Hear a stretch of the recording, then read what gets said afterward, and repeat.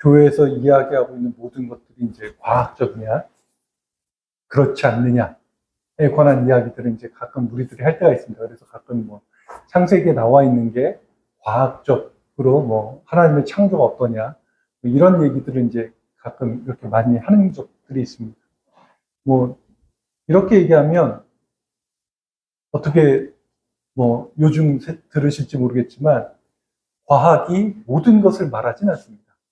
우리나라는 좀 이상하게 이게 과학이라고 하는 개념들이 굉장히 강렬하게 들어오고 과학이 모든 것을 말할 수 있을 것처럼 이야기하지만 이미 우리가 이제 철학에서 보면 논리실증주의가 이미 사라지면서 이 세상은 과학적으로 돌아가지 않는다. 과학이 모든 것을 말하지 않는다. 라고 이제 이야기하기 시작하죠. 그러면서 이제 종교를 과학이 대처할 수 있다고 주장하는 과학자들이 이제 한둘 나오면서 뭐 우리나라도 리차드 도킨스 뭐 이런 사람들의 책들이 나오기 시작하면서 그 사람들이 이야기하는 게 뭐냐면 종교에서 이야기하는 것 그리고 사회에서 이야기하는 것 그런 것들이 과학을 대처할 수 있다. 과학이 대처할 수 있다. 그래서 세상의 모든 것들은 과학으로 다 얘기할 수 있다라고 극단적으로 주장하는 사람들의 이야기들이 이제 우리나라에서 굉장히 인기가 있는데 과학자들 사이에서도 그건 별 큰 의미가 없습니다.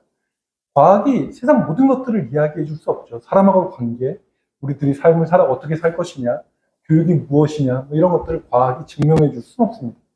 그래서 교회에서 이야기하는 건 과학이 이야기하지 않는 부분을 교회에서 이야기하는 거죠. 과학이 말할 수 없는 분야를 교회에서 이야기합니다. 그래서 교회는, 우리들이 이야기할 때 교회, 종교는 비과학적일 수밖에 없고요. 종교가 비과학적이다라고 이야기하는 건 너무나 당연한 이야기인 거죠. 그런데 과학이 이야기하지 않는 걸 종교가 이야기하기 때문에 과학에서 그걸 말할 수 없습니다. 그러니까 신에 관해서 과학은 이야기할 수 없죠. 그리고 우리가 이제 눈에 보이지 않는 세계에 관해서 과학은 이야기할 수 없고요. 우리가 어떻게 살 것이냐, 사람과의 관계가 어떻게 될 것이냐도 과학이 이야기할 수 있는 분야는 아닌 거니까요. 과학이 이야기할 수 없는 분야를 우리가 이야기하기 때문에 비과학이라고 얘기한다면 그건 뭐 너무나 당연한 이야기일 텐데 우리는 이제 과학이 모든 것을 다 이야기해 줄 수 있다고 이야기하니까 자꾸만 이제 과학이라고 하는 측면에서 비과학이라고 얘기하면 종교는 그래가 안 돼. 이런 식의 개념을 자꾸만 갖습니다. 비과학하고 과학하고 반대되는 반과학은 다른 거죠. 그러니까 우리들이 이야기할 때 뭐 지구가 평평하다든지 무슨 뭐 달에 갔다 온 적이 없다든지 뭐 우주는 뭐 지구를 중심으로 해서 우주가 둥대든지 뭐 이런 것들은 다 이제 반과학, 과학에서 이야기되어지는 것들을 반대하는 형태로 나가는데 종교도 마찬가지로 이제 비과학이라고 하는 사실을 우리나라 같은 경우는 별로 이렇게 인정해주고 싶지 않죠. 그러니까 과학의 반대로 나갑니다. 그래서 반과학인 거죠. 지금은 이제 반과학 쪽으로 나가는 건데 우리가 연구하는 것들은 과학적인 어떤 연구 방식을 따르지만 우리는 과학이 연구하지 않은 것들, 과학에서 이야기할 수 없는 것들을 이야기하기 때문에 종교는 과학하고 전혀 다른 이야기를 합니다. 그래서 이과 같은 경우는 약간 들어와서 좀 많이 힘들 수 있는 형태가 이제 교회가 이야기하고 있는 말들인 거고요.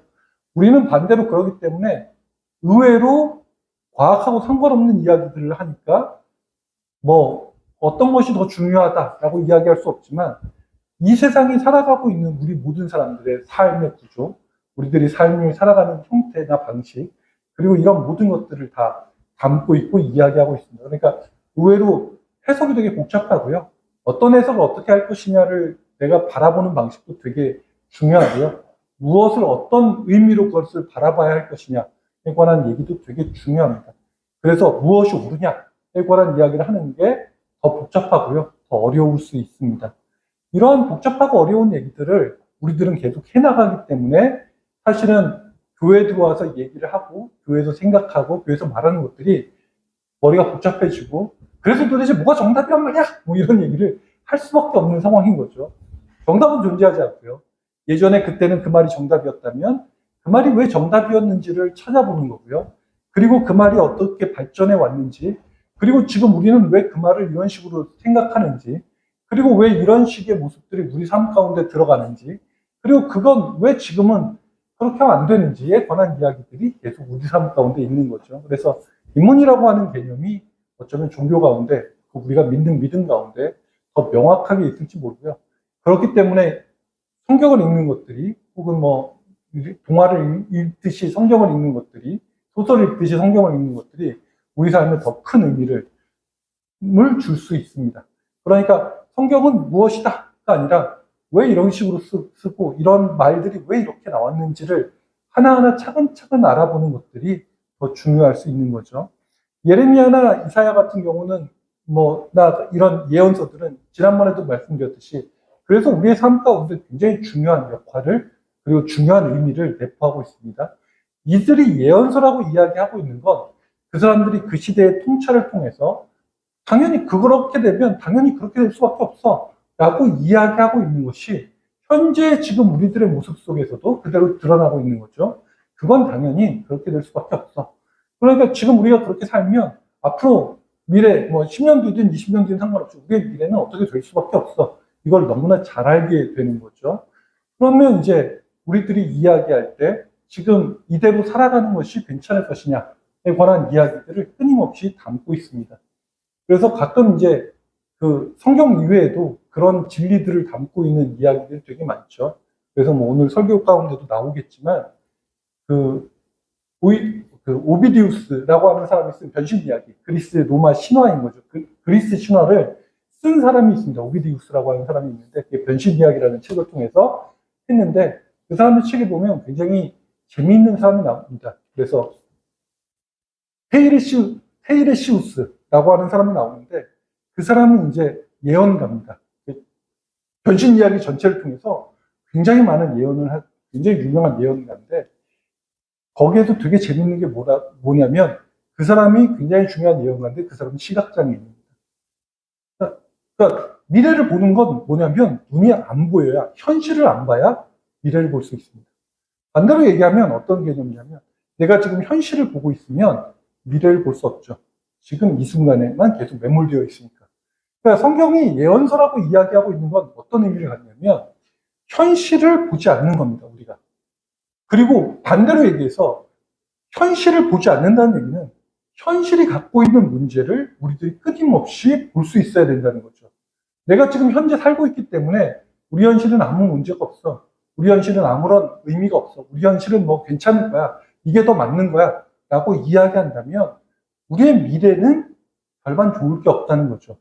현실이라고 하는 것들을 눈을 감고 우리들이 바라볼 수 있을 때 앞으로 어떻게 될 것이냐에 관한 이야기를 할 수 있는 거죠. 저번에도 말씀드렸지만 IMF가 딱 터지고 나니까 사람들이 다 동일하게 이렇게 말하죠. 우리가 왜 이걸 몰랐지? 모든 지표나 모든 상황은 다 나라가 망할 거라고 이야기하고 있는데 왜 우리가 그걸 못 봤지? 라고 이야기하는 게 그다음부터 계속 나오기 시작합니다. 그 지표는 당연히 국가는 부도야 라고 이야기하고 있는데 우리는 왜 계속 잘 될 거라고 생각했지? 현실에 매몰되어 있으면 사람들이 그걸 보지 못한다는 것을 이야기하고 있는 거죠. 오늘 예레미야 7장에 나와 있는 이야기를 우리가 한번 자세히 살펴볼 필요가 있습니다. 여기에서 가장 중요한 건 오늘 제목입니다. 여호와의 성전이라 라고 이야기하는 거죠. 사람들은 성전을 지어놓고 이스라엘 백성들이 성전을 지어놓죠. 그리고 그곳이 성전이라고 이야기합니다. 중요한 건 뭐냐면 그곳이 성전이어야 되는 이유가 분명히 존재하는 거고요. 하나님이 솔로몬 때부터 계속 이야기하고 있는 얘기가 있습니다. 이곳이 성전이려면 이곳이 하나님의 전이려면 너희들이 무엇을 해야 한다는 말을 끊임없이 하고 있는 거죠. 그런데 그 말을 다 잊어버리고 사람들은 그곳이 성전이라고 하는 것에만 매몰되어 있습니다. 그리고 그곳이 성전이라고 이야기하는 것에는 자신들이 가지고 있는 이상만 그곳에 있는 거죠. 신이 그곳에 있고 그 신이 되게 훌륭한 신이고 되게 위대한 신이고 전능하고 전지한 신이라면 우리들을 당연히 보호해 줄 거야. 우리들을 당연히 그곳에만 있으면 안전할 거야. 라는 생각이 그들 사이에 존재하고 있었던 거죠. 지금 예레미야 시대 때 이스라엘은 바벨론이라고 하는 나라에 의해서 멸망이 되느냐 안 되느냐에 대한 갈림길에 서 있는 순간입니다. 바벨론은 끊임없이 침공해 오고 있고요. 우리들은 이제 바벨론하고 대적하고 있는 가운데 있기 때문에 그들에게 우리의 모든 것을 맡기든지 식민지가 되든지 아니면 전쟁을 통해서 멸망이 되든지 둘 중에 하나를 선택해야 되는 상황이 생기는 거죠. 성경에도 유일하게 예언자, 우리들이 지금 이야기할 땐 거짓 예언자라는 말들이 나오기 시작하는 시기가 이 시기입니다. 그런데 이제 성경에서는 그들을 거짓 예언자라고 얘기하지 않죠. 그들도 예언자들인데 그들이 또 되게 그 당시에 유명한 예언자들인데 그들이 이야기합니다. 하나님은 전능하시고 위대하신 분이다. 그러니까 당연히 그 신이 우리 가운데 있기 때문에 우리는 망하지 않을 거야. 라고 하는 말들이 선포되고 이야기되어 있습니다. 하나님은 우리의 보호자시다. 그러니까 우리가 무슨 짓을 하든 어떠한 상황에 있든 상관없이 우리는 안전할 거야. 라는 것이 그들이 가지고 있는 생각이라는 거죠. 우리들이 이야기할 때 교회라고 하는 공간이 있습니다. 우리는 이 공간을 어떻게 발생하고 어떻게 생각하느냐. 우리들은 우리들의 이상이 있는데 우리들의 이상과 더불어서 이 교회를 투영시킵니다. 그리고 그 이상과 더불어서 우리가 투영시킨 교회는 우리들에게 무엇을 해야 되는 공동체가 아니라 나에게 무엇을 주는 공동체로 바뀌는 거죠. 그래서 교회는 굉장히 안전한 공동체다라고 이스라엘 사람들이 이야기하듯이 우리는 교회에 오면 모든 것이 다 괜찮을 거라고 생각합니다. 왜냐하면 이곳은 하나님의 성전이고 그리고 이곳에 온 우리들은 모든 것이 다 괜찮을 거야. 그러니까 하나님을 믿으면 구원을 받는다 그랬으니까 내가 믿고 있어. 그러면 모든 것이 괜찮을 거야. 라는 말로 포장하기에 딱 좋은 상황이 되는 거죠. 하나님이 우리들에게 뭐라고 얘기하든 상관없이 그냥 우리들의 이상이 투영되는 겁니다. 그래서 이제 이거는 교회뿐만 아니라 사회에서도 마찬가지죠. 우리들은 우리들의 이상과 현실에 맞부딪히는 이 속에서 이상과 현실을 구별하지 못하는 경우들이 많습니다. 환경에 대해서 이제 사람들이 많이 얘기하잖아요. 주변에서 많이 얘기하면 현실은 환경에 대해서 사람들이 굉장히 심각하게 생각하게 만듭니다. 그리고 환경에 대해서 자기는 끊임없이 생각하고 있기 때문에 환경에 대해서 자기는 굉장히 잘 알고 환경을 보호하기 위해서 노력한다고 이야기하기 시작하죠. 그것이 이제 인터넷을 통해서 사람들이 계속 이야기가 됩니다. 그런데 저번에도 한번 이야기했지만 비닐봉지를 국가에서 하지 마. 그러니까 가게마다 비닐봉지 하지 않고 돈으로 이제 사서 비닐봉지 쓰려면 돈으로 사라고 이야기하는 순간 사람들은 그건 싫은 거죠. 그리고 늘 이야기했지만 환경을 보호하기 위한 가장 좋은 방법은 뭐냐면 소비를 하지 않는 겁니다. 소비를 하지 않으면 환경이 굉장히 좋아집니다. 그게 대표적으로 언제 일어났어요? 그 코로나 때 일어났죠. 코로나 때 사람들이 다른 건 소비하니까 다른 쪽에서 문제가 되지만 여행을 다니는 걸 금지했잖아요. 다니는 걸 금지하니까 갑자기 자연이 살아나기 시작합니다. 공기가 좋아지기 시작하고요. 사람들이 좋아지기 시작합니다. 소비를 하지 않으면 환경이 좋아진다. 너무 당연한 거잖아요.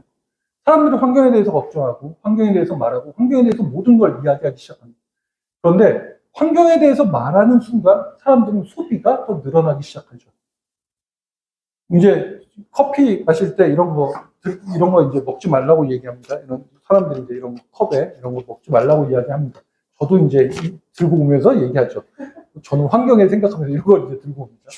그리고 이제 뭘 얘기하냐면 이런 걸 먹지 말고 텀블러를 쓰라고 말하죠.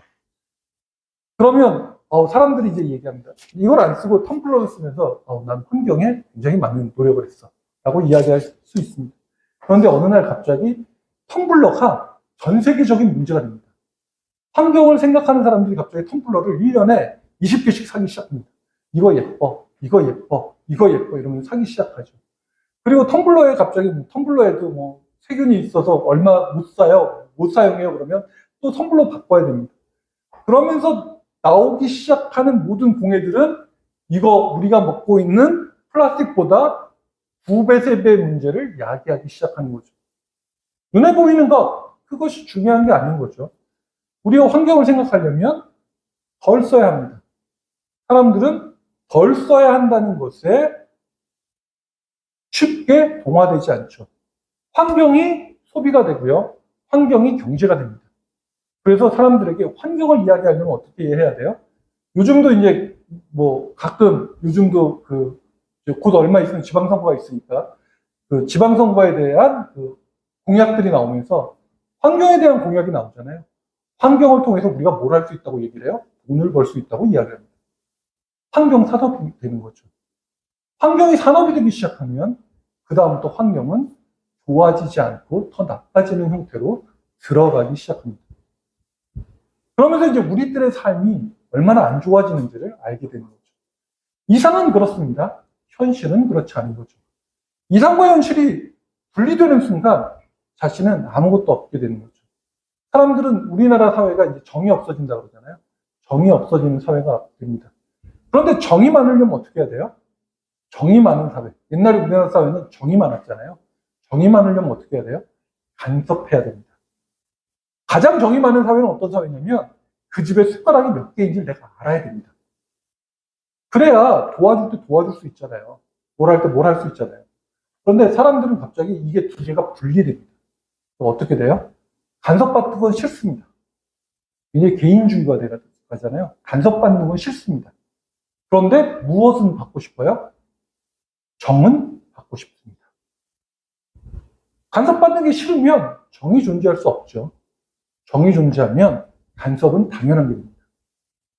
두 가지의 분리가 일어나기 시작합니다. 이도저도 아닌 사회가 되는 거죠. 이상과 현실이 다른 거죠. 교회에 나오는 모든 사람들은 구원받았다고 생각합니다. 구원은 우리의 삶의 변화를 요구하죠. 삶의 변화를 요구하는 사람들에게 삶의 변화는 의미가 없습니다. 내 삶은 변화되지 않고 내 생각은 변화되지 않은 상태에서 나는 구원을 요구하기 시작합니다. 그것이 지금 이스라엘 백성들이 가지고 있는 생각들인 거죠. 그리고 이러한 생각은 하나님과 그들 사이의 분리를 만들어냅니다. 그리고 그들은 교회에 있으면 그냥 너무나 당연하게 교회에 있으면 구원을 받을 수 있다고 믿는 거죠. 하나님이 그들에게 이야기하고 있는 것은 당연한 게 이런 겁니다. 이것이 여호와의 성전이라 하는 말을 믿지 말라. 그건 거짓말이라는 거예요. 왜냐하면 하나님은 그곳에 있을 이유도 그곳에 있을 필요도 없습니다. 하나님이 요구하는 건 뭐냐면 너희들의 삶을 돌아보라는 거죠. 그리고 너희들이 예를 들어서 망하기 싫으면 너희들이 망하지 않는 무언가를 하면 되는 거지. 너희들이 망하기 싫은데 망하려고 계속 끊임없이 노력하면서 망하기 위한 노력을 끊임없이 하면서 너희들 스스로가 그것을 하지 않으려고 간다면 그건 문제가 있다고 성경은 이야기하고 있는 거죠. 사람들은 자기가 생각하고 있는 현실이 무엇인지 전혀 모릅니다. 그냥 자기가 생각하고 있는 것에 멈추는 거죠. 주변과의 대화를 전혀 하지 않습니다. 하나님하고 대화를 하지 않듯이 주변과의 대화가 전혀 없는 거죠. 변신 이야기 아까쯤에 얘기했는데 거기 보면 이제 우리가 나르시즘이라고 이야기하는 주인공이 나옵니다. 나르키소스라고 하는 굉장히 아름다운 청년의 이야기가 나오죠. 그는 이제 바다 요정의 ним프죠. 바다 요정의 아들입니다. 그런데 얘가 태어날 때 예언을 하나 받습니다. 아까쯤에 얘기한 그 시각장애인 예언자가 예언을 합니다. 되게 재밌는 예언을 합니다. 얘는 자신을 모르면 오래 살 수 있다. 얘가 자신을 알면 일찍 죽는다는 얘기인 거죠. 사람들이 이 얘기를 듣고 혼란에 빠집니다. 자기를 아는데 자기를 모르는데 왜 오래 살까? 자기를 알면 왜 일찍 죽었다에 관한 이야기입니다. 이 이야기에서 되게 재밌는 건 이 사람은 크면서 자기밖에 모릅니다. 그리고 어느 날 물에 비친 자신의 모습을 보죠. 그리고 그가 자기인 줄 모릅니다. 그리고 그 모습을 보는 순간 얘는 생각합니다. 너무 아름다운 사람인데. 그런데 물에 수면에 비쳐 있잖아요. 가까이 가면 사라집니다. 멀리 떨어져도 사라집니다. 손에 대도 사라집니다. 왜 이럴까? 고민하면서 계속 보고 있죠. 그런데 계속 보고 있는 동안에 어느 날 굉장히 큰 깨달음이 옵니다. 얘가 나구나. 얘가 난데 나는 얘를 보고만 싶습니다. 그래서 끊임없이 어떻게 할 줄 모르는 상황에서 가다가 결국 죽게 되죠. 변신 이야기에서는 죽는 게 아니죠. 꽃으로 변하게 됩니다. 그곳에는 꽃이 피는데 그 꽃이 이제 수선화입니다. 수선화는 그래서 자기애라고 하는 뜻을 가지고 있습니다. 자, 나르시즘은 그래서 이제 자기를 사랑하는 모습인데 이 자기를 사랑하는 형태가 우리가 생각하는 나가 너무 아름다워가 아니라 자신의 이상을 사랑하는 겁니다. 자신의 이상을 사랑하면 무엇을 의미하냐면 주변의 모든 것과 차단되는 거죠. 그래서 이 이야기는 에코라고 하는 나르키소스를 좋아하는 에코라고 하는 요정이 나오는데 이 에코는 우리가 이야기할 때 저주를 받아서 다른 사람의 목소리만 이야기하는 존재입니다. 그러니까 내가 얘기를 하고 싶은데 내 얘기를 못하고요. 다른 사람이 말하면 우리가 이제 산에서 에코를 울리잖아요. 산울림이잖아요. 하면서 그 뒷말을 쫓아하는 다른 사람의 말을 쫓아할 수밖에 없는 존재인 거죠. 이 둘의 주인공 속에서 우리는 한 가지를 알 수 있는 거죠.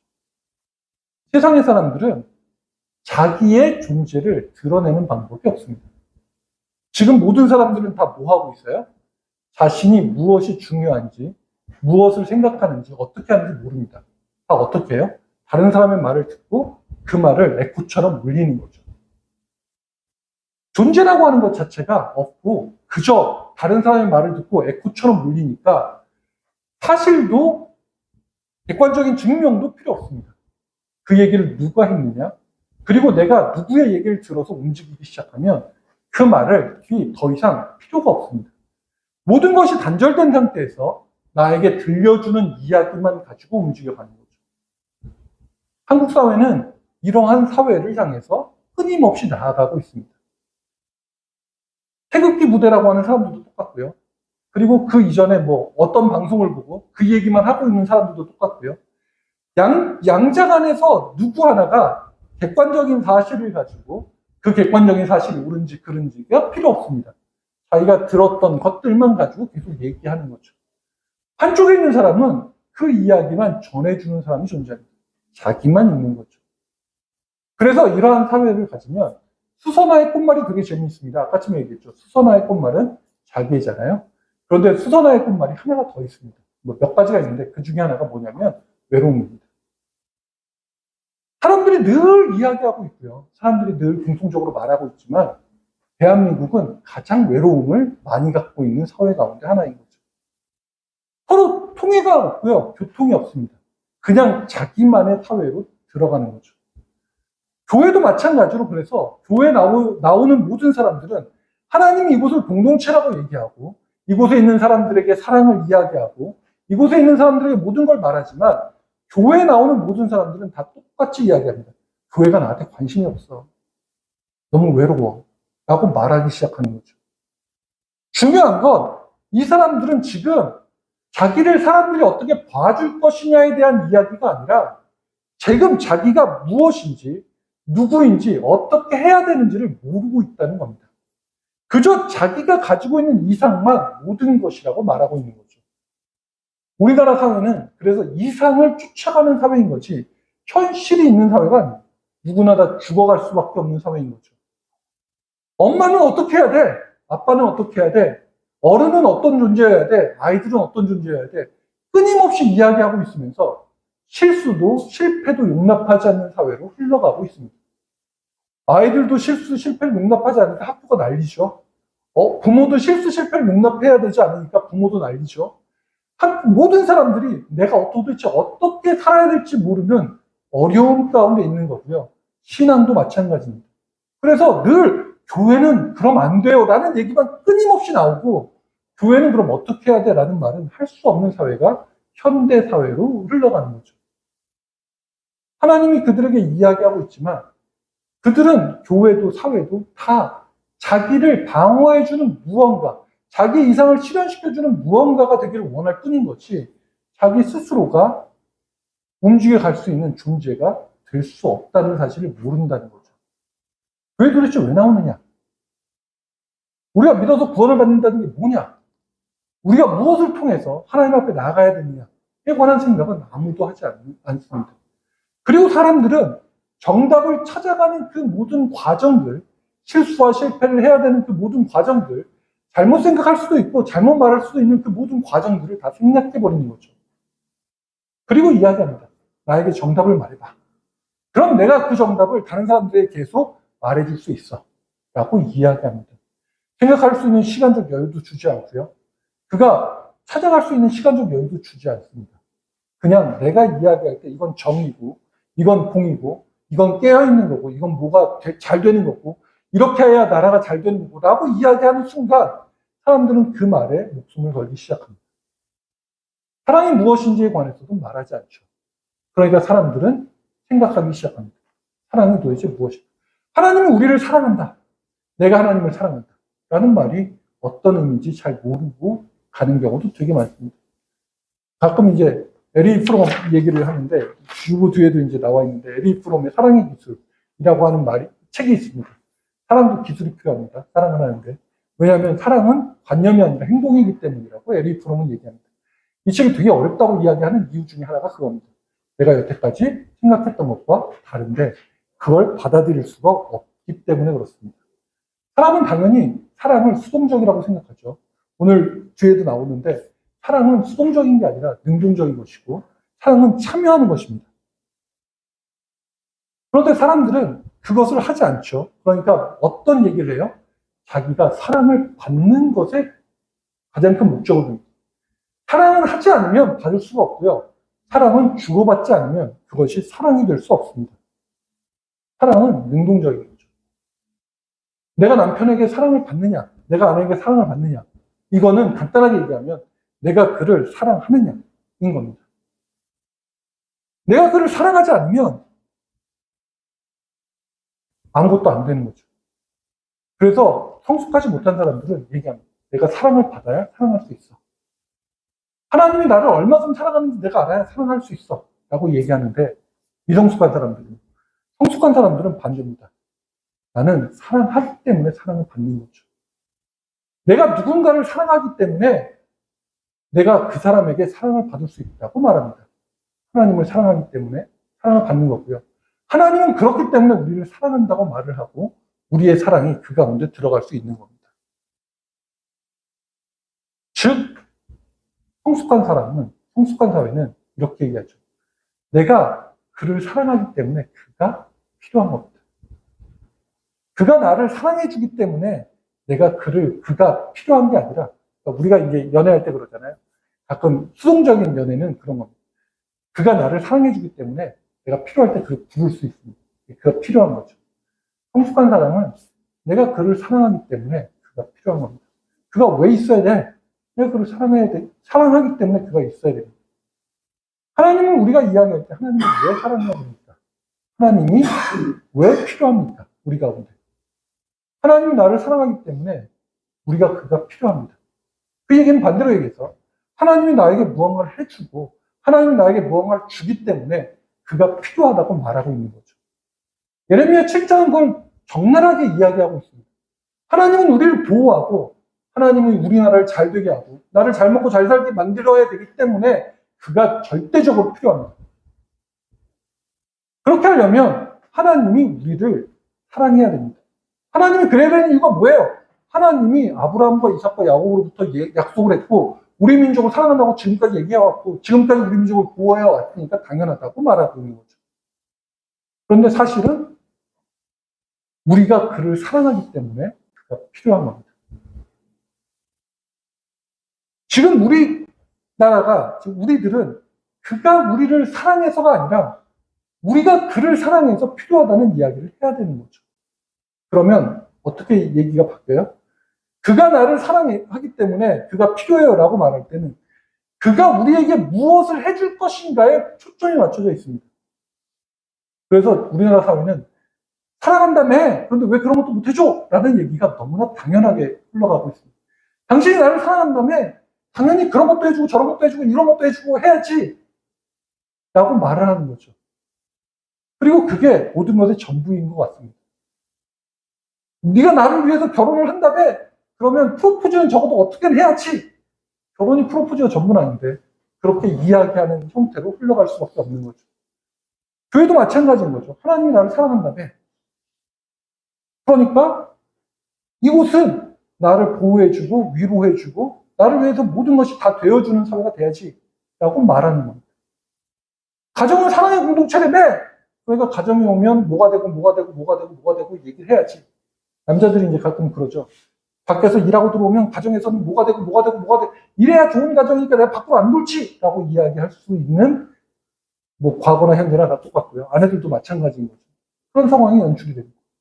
교회랑 똑같은 거죠. 그런데 성숙한 사람은 반대로 얘기합니다. 그를 사랑하니까 그가 필요한 거죠. 하나님을 사랑한다는 얘기는 뭐예요? 그가 무엇을 원하는지 내가 알아가는 겁니다. 그가 원하는 게 무엇인지 알고 그가 원하는 걸 하나씩 해나가고 그래서 서로가 서로에게 변화를 주는 거죠. 그가 원하는 게 무엇인지 알아야 됩니다. 그러니까 예레미야는 이야기하죠. 하나님이 원하는 게 무엇인지를 너희들이 알라는 겁니다. 그래야 너희들을 보호해 줄 수 있다는 겁니다. 그걸 알고 하나님의 필요를 너희들이 채워줄 때 하나님이 너희들을 보호해 줄 수 있다고 말하는 겁니다. 그게 뭐예요? 여기서 성경에서 계속 이야기하는 겁니다. 약한 자를 보호해 주는 거죠. 약한 자를 위해서 너희들이 어떻게 할 것인지를 아는 겁니다. 거기다가 이제 9절에 이야기하는 건 더 심하죠. 너희가 도둑질하고 살인하고 간음하며 거짓 맹세하며 바알에게 분향하며 너희가 알지 못하는 다른 신들을 따르면서 내 이름으로 일컬음을 받은 이 집에 들어와서 내 앞에 서서 말하기를 우리가 구원을 받았다. 그러니까 내가 원하는 걸 하나도 하지 않고 다 나쁘게 얘기하면서 난 구원을 받았어 라고 이야기하는 겁니다. 국회에 가면 다 기독교인들이죠. 사회 지도층으로 다 기독교인들입니다. 그 사람들이 오면 입 벌구라 그러죠. 입만 벌리면 거짓말하죠. 자기가 얘기하는 거 하나도 지키지 않습니다. 그리고 갑질도 많이 하고요. 하여튼 문제도 많이 일으킵니다. 그러면서 이야기하죠. 기독교인이니까. 그리고 이제 하나님의 뜻이에요. 그러면서 막 얘기하고 다니기 시작하면서 정치가도 요즘 많이 나오기 시작합니다. 하나님이 그런 것들을 원하느냐? 인 거죠. 그런 걸 하면서 나는 구원 받았어요. 교회에서 이제 교회는 목회자들 있죠. 목회자들 횡령하고 간음하고 이러면서 나는 구원 받았어요. 라고 이야기하는 게 합당하냐? 하나님이 그런 걸 원하느냐? 라고 말하기 시작하는 거죠. 우리 목사님은 훌륭해요. 간음을 하든 횡령을 하든 도둑질을 하든 폭행을 하든 상관없이 우리 목사님은 훌륭해요. 라고 이야기하는데 죄 없는 사람이 돌로 치세요. 그건 예수님이 이야기한 건데 사람들이 자기들이 이야기하면서 자꾸만 그런 얘기를 하거든요.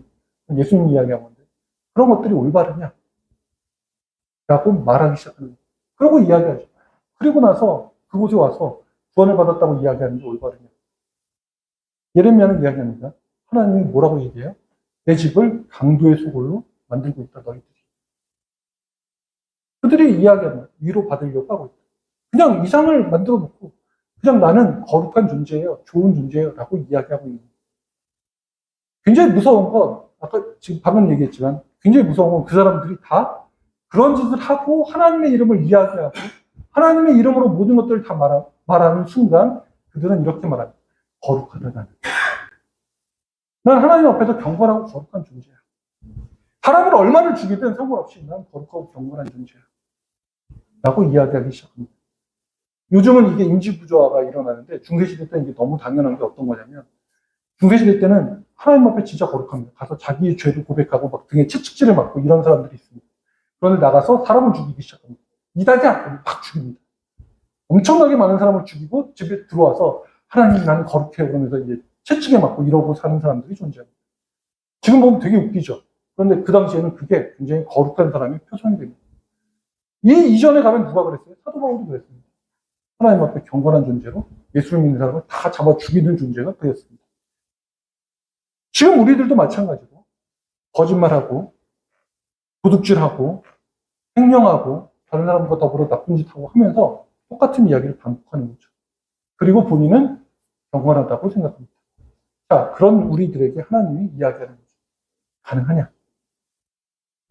그걸 알지 못하면 결국 우리들은 어떻게 해요? 아무하고도 소통하지 못하는 상태로 들어갑니다. 성경에서 가장 많이 하는 말이 뭐예요? 가장 중요한 말이 뭐냐? 율법에서 가장 중요한 게 뭐냐? 들으라는 겁니다. 다음에 이제 이야기할 건데, 들으라는 겁니다. 그래서 교회는 듣는 공동체입니다. 들어야 되는 공동체. 오늘 본문에서 나오죠. 들어라. 하나님이 얘기하는 걸 너희들이 들으라고 말합니다. 들어라. 그런데 우리들은 이상적이잖아요. 다 내가 이상이니까 듣지 않습니다. 듣는 걸 멈추죠. 그리고 나서 사람들 사이에 이야기하기 시작합니다. 내가 생각하니까 이건 무조건 뭐다. 그러니까 지금부터 우리는 삶이 올바를 거야 라고 말하기 시작합니다. 이러한 형태가 우리 가운데 들어와서는 안 될 겁니다. 이곳이 여호와의 성전이다. 지금 이곳이 하나님의 전이에요 라고 말하려면 최소한 이곳에서 이야기되어지는 것들을 우리들이 다시금 생각해 보아야 합니다. 하나님의 말씀을 들어야 된다는 거죠. 이건 목회자가 하는 얘기를 듣거나 옆에 있는 사람들이 하는 말을 듣는 게 아닙니다. 진짜 하나님의 이야기들을 내가 어떻게 들어야 되느냐에 관한 문제인 거죠. 굉장히 어렵습니다. 내 생각을 비워야 되거든요. 내 생각을 비우는 건 그만큼 어렵죠. 그러니까 우리가 전혀 다른 말로 듣는 그리고 그러한 상황이 우리 가운데 있는 귀한 시간들이 되기를 바랍니다. 기도하겠습니다. 하나님 감사드립니다. 주님께서 저희들과 함께해 주셔서 우리들이 하나님 가운데 나올 수 있도록 인도해 주셨어요. 그래서 하나님의 말씀을 들으며 하나님 가운데 나와서 우리들이 서로 사랑하는 외롭지 않은 공동체가 되어질 수 있도록 주님께서 인도해 주셨습니다.